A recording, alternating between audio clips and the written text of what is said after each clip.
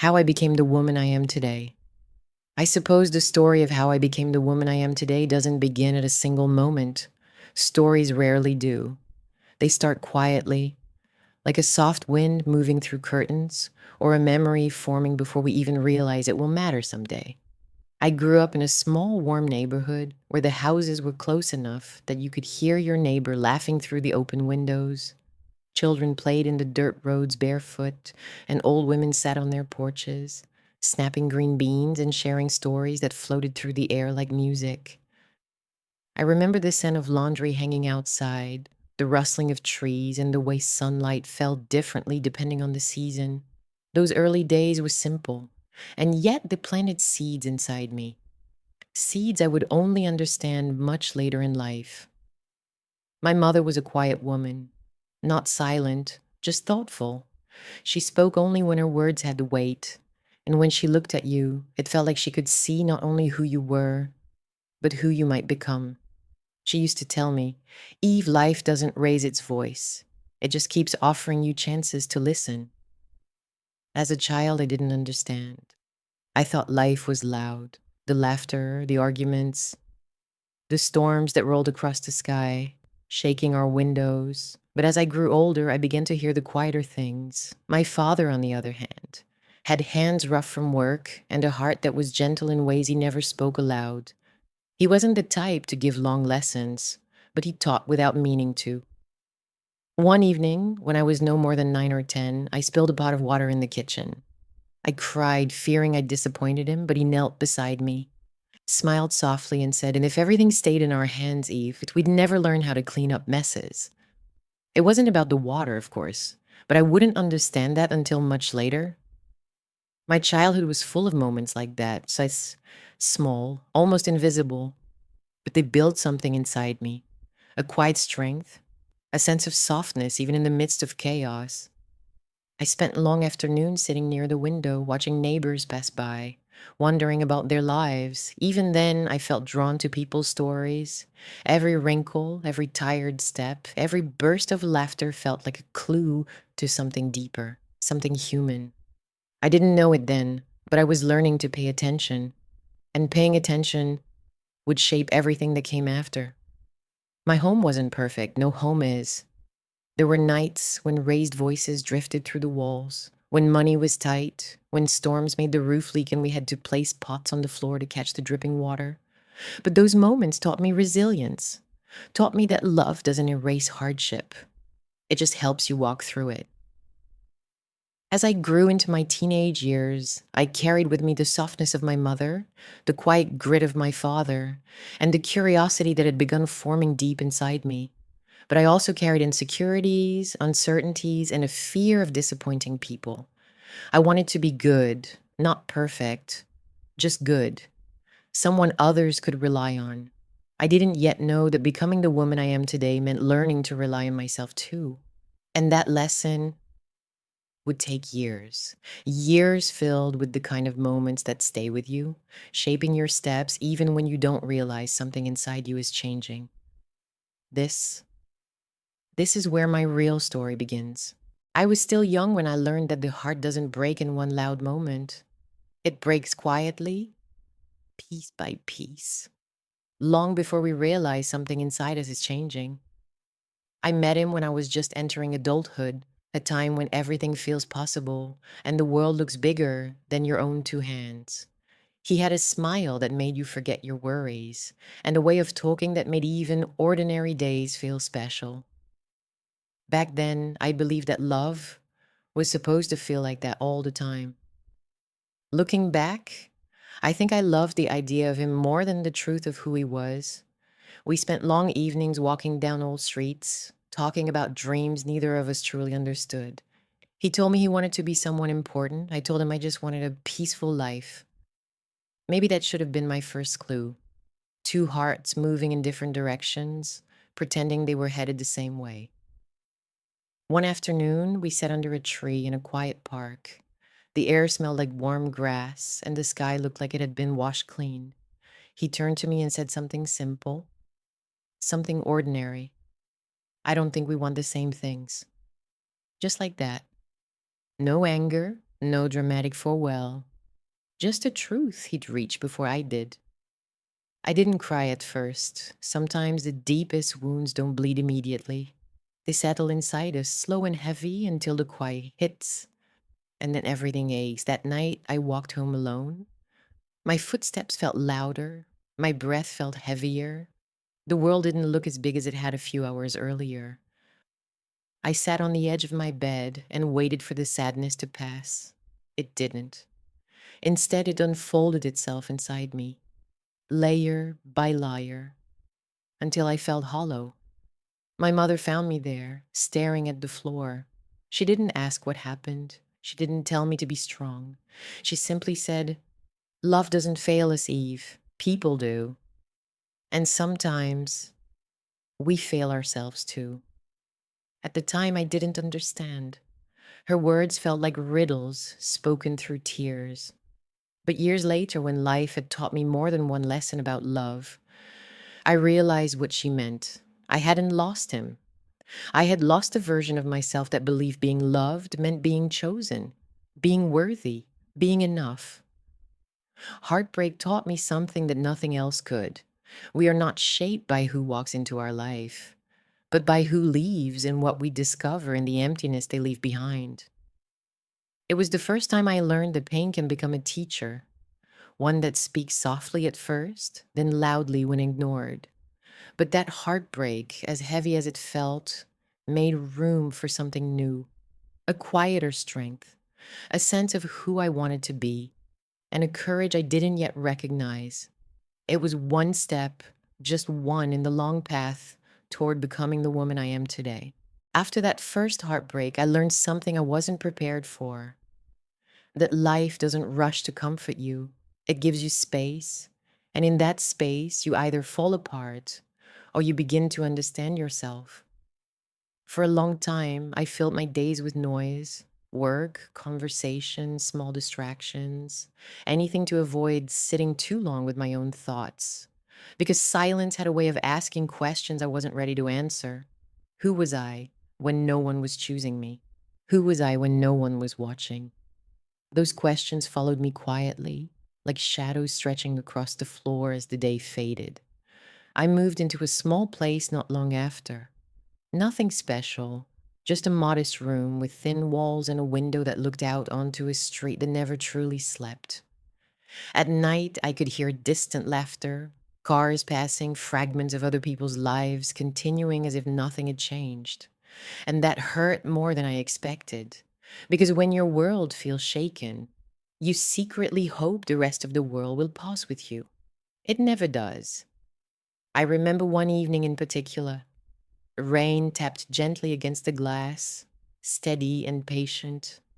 I sat on the edge of my bed, listening, realizing that for the first time in my life, I was truly alone, not abandoned, not unloved, just alone. And there's a difference. That night I cried, not loudly, not dramatically, but in the quiet way tears fall when no one is there to see them.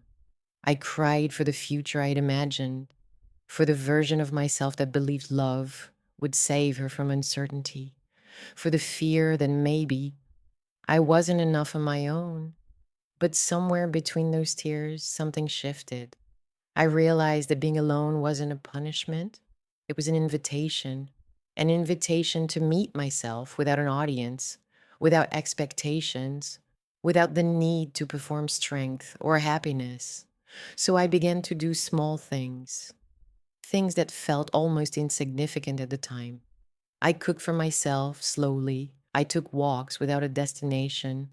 I learned to sit in cafes with a book and not caring if anyone noticed me. And in those moments, I started to hear my own voice again. It was quieter than I remembered, gentler, but it was there. I began to understand that strength doesn't always look like standing tall. Sometimes it looks like learning to sit still without falling apart. One afternoon, I met an older woman at the bus stop. She had silver hair pulled neatly back and eyes that seemed to have seen many seasons.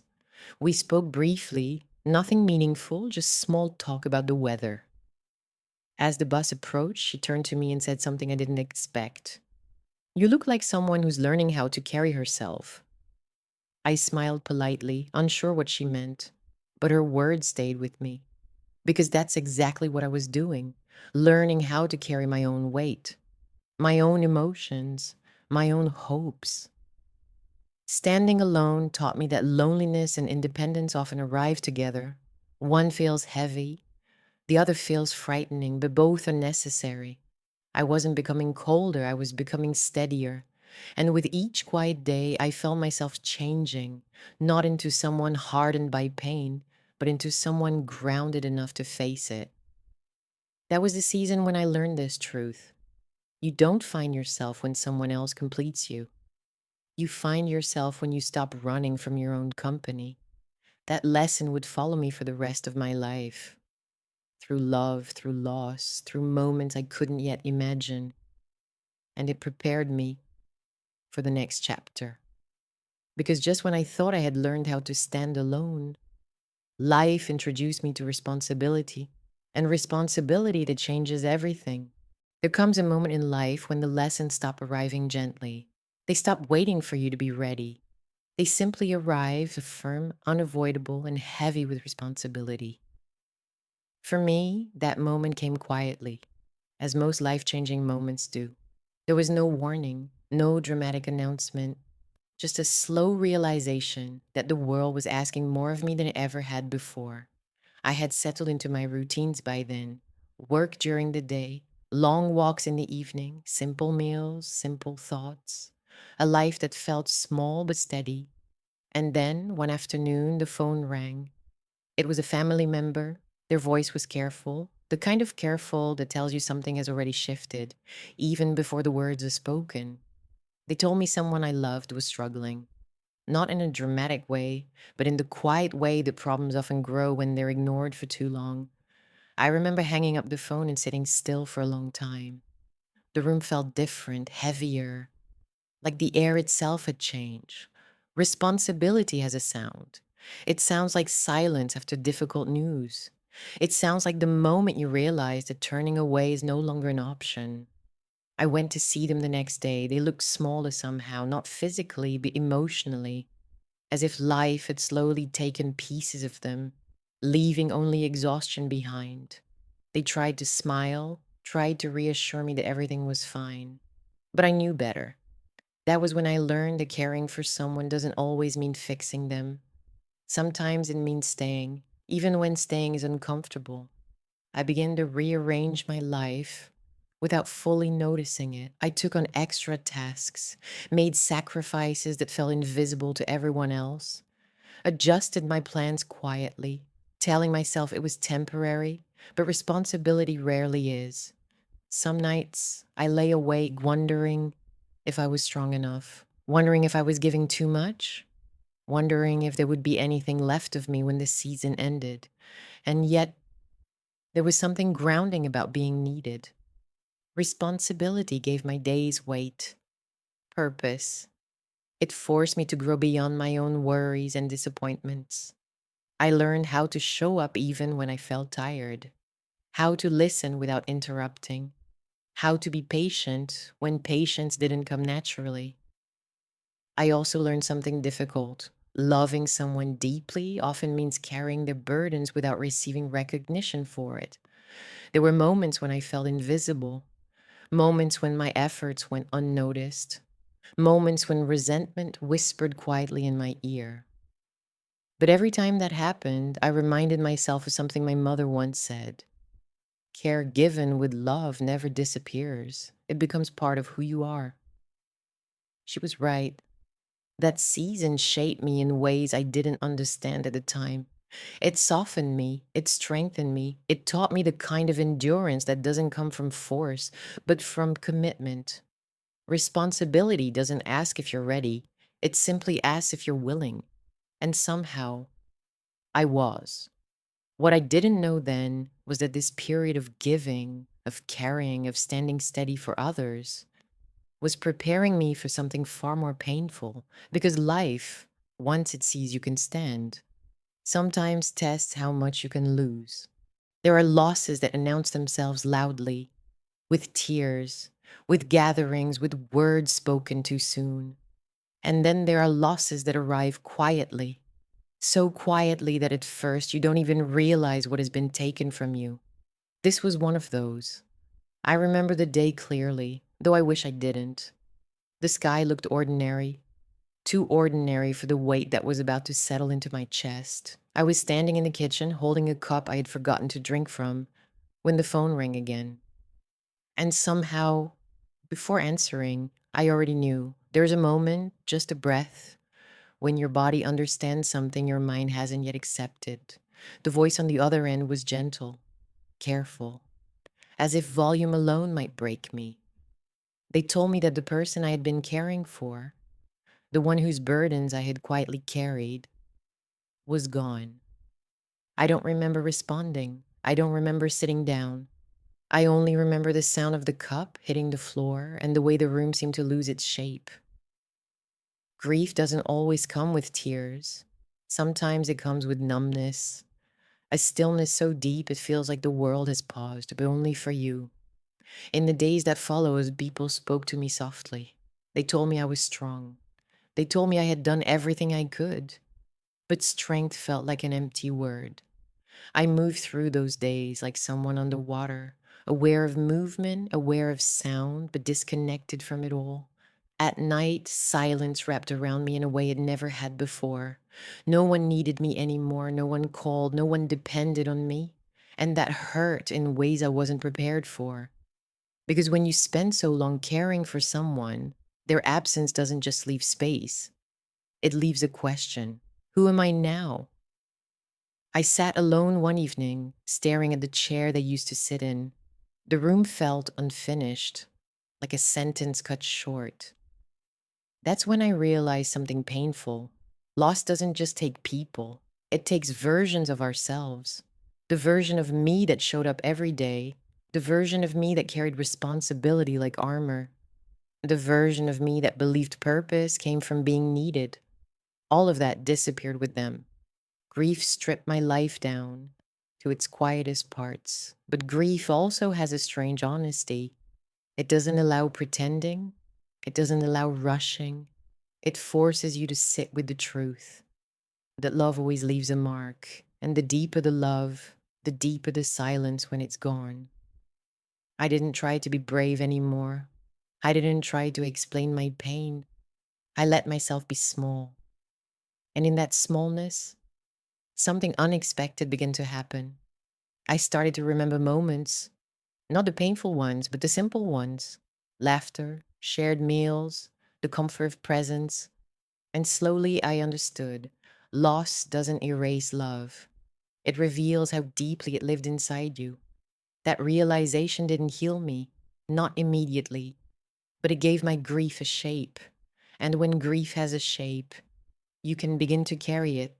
That loss silenced me for a long time. But silence, as I would soon learn, has a voice of its own. And it was preparing me for the season where I would learn how to forgive. Forgiveness is often spoken about as if it's a gift we give to others, a decision, a moment of release. But no one tells you how complicated forgiveness becomes when there is no one left to forgive. After the loss, I carried questions that had no place to go, things I wish I had said, moments I replayed in my mind, wondering if I could have done something differently.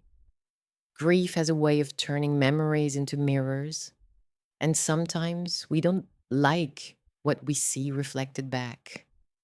I blamed myself quietly, not loudly, not dramatically, just in the way you blame yourself when no one else is watching. If only I had noticed sooner, if only I had pushed harder, if only I had rested more or less. Those thoughts followed me everywhere. One afternoon, while sorting through old belongings, I found a small note. Nothing special, just a few words written in familiar handwriting. A reminder about something ordinary, something long forgotten. I sat on the floor holding that note, realizing how fragile life truly is, how much of it slips through our hands while we're busy trying to control it. That was when I understood something painful, yet freeing. We cannot forgive what we refuse to accept. Acceptance doesn't mean approval. It doesn't mean saying what happened was okay. It means acknowledging that some things exist beyond our reach. I began to speak out loud, not to anyone in particular, just into the quiet room. I said the things I never had the chance to say. I apologized. I thanked. I let my voice tremble without trying to steady it. And slowly, the weight I had been carrying shifted. Forgiveness, I learned, isn't about erasing the past.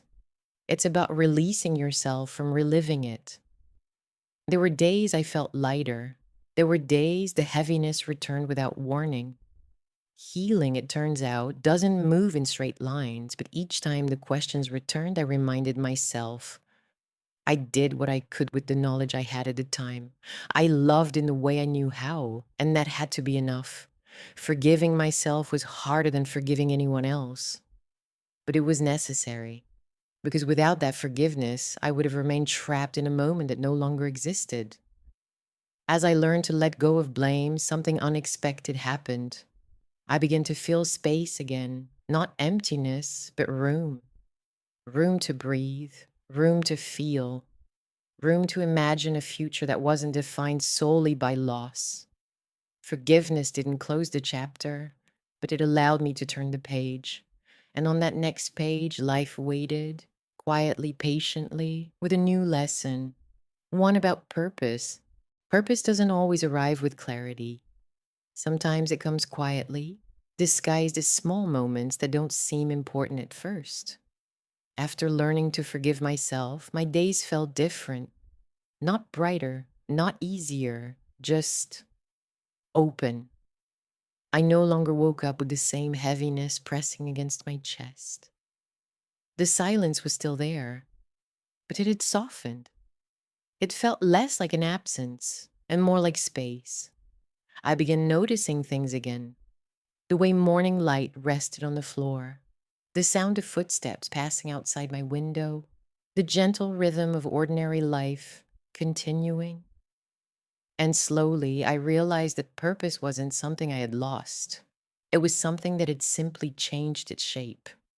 I started volunteering at a small community center, nothing formal, just showing up when help was needed, serving meals, listening especially. People have a way of revealing the deepest truths when they feel seen. And I had learned how to see, not with answers, but with attention. There was a young woman who came every week, sitting quietly at the same table. One day, she told me she felt invisible in her own life, that no one noticed her unless she made a mistake. I didn't give her advice, I just stayed with her story. Another time, a man spoke about regrets that followed him for decades, mistakes he believed defined him forever. I listened, and in listening, I felt something familiar return, a sense of connection, of meaning. I realized then the purpose doesn't always mean doing something great. Sometimes it means being present in someone else's ordinary pain. I wasn't meant to fix lives, I was meant to sit beside them. That understanding settled into me gently, and for the first time in a long while, I felt useful without feeling burdened, connected without being consumed. Purpose, I learned, isn't loud. It doesn't demand attention. It whispers through moments of empathy, through shared silence, through the simple act of caring. And in those quiet acts, I felt myself becoming whole again. When I look back now, I don't see a straight path. I see detours, pauses, moments of confusion and quiet courage. Becoming the woman I am today didn't happen through certainty. It happened through living, through loving imperfectly, through losing deeply, through forgiving slowly, through listening this to others and to myself. I used to believe that becoming someone meant reaching a destination, a version of yourself where everything finally made sense. But now I understand something different. We are always becoming. Every season adds a layer. Every experience leaves a mark. Every quiet lesson reshapes us. The woman I am today isn't finished. She still learns, still listens, still carries memories that ache and memories that heal. And that's okay, because life was never meant to make us perfect. It was meant to make us human. If there is one thing my journey has taught me, it is this: you don't become who you are by avoiding pain. You become who you are by walking through it gently, honestly, and with compassion for yourself. So if you're listening to this, wondering who you are becoming, know that your story is still unfolding, and every quiet moment matters more than you think. Thank you for sitting with me, for listening, for sharing this time. This is how I became the woman I am today.